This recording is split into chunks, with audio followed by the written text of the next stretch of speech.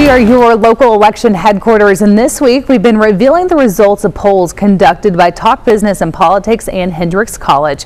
So far, we've taken a look at how more than 1,200 likely voters are feeling about the races for governor and U.S. Senate, which we will get back to in just a minute. But Capitol View host Roby Brock is here now to unveil another poll. This one, the Secretary of State's race. Roby, we're glad you're back. Hey, good to be back. So good to be seen too. You know, like there's no witness protection program for me or anything like that. Exactly. So and unpopular in some circles this week.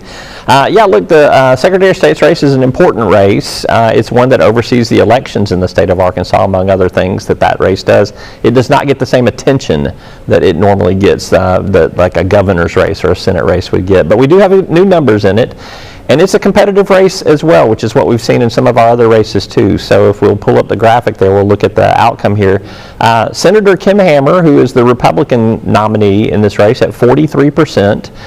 Kelly Grappe is the Democratic nominee. She's at 40%. And Michael Packo, who is the Libertarian candidate, at 5%.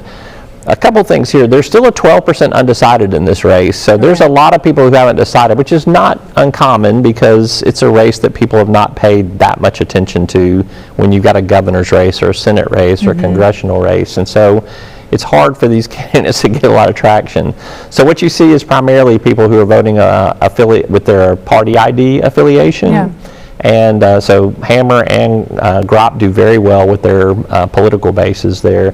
But it's these independent voters that we've seen in all of these other races that we've revealed the results in.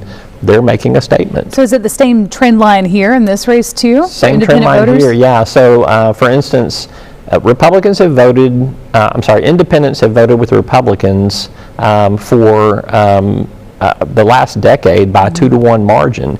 In this particular Secretary of State's race, I just looked at the independent numbers there. Kelly Grappe's got a 49-to-24 advantage over Kim Hammer. So again, these independents are not swinging to Republican candidates today. Yeah. I think they can be persuaded to move, but at this juncture, this is the kind of the new development that we're seeing. How do they get the word out now about this particular race? Well, it's going to be tough. I mean, these candidates won't have a ton of money, and they won't be as high profile as the governor's race, the Senate race, or congressional races. So they're going to be fighting for airtime. I call it, they don't have any oxygen in the race. So they really just have to rely on retail politics. They have to kind of ride the coattails of these other candidates that are going to be out there.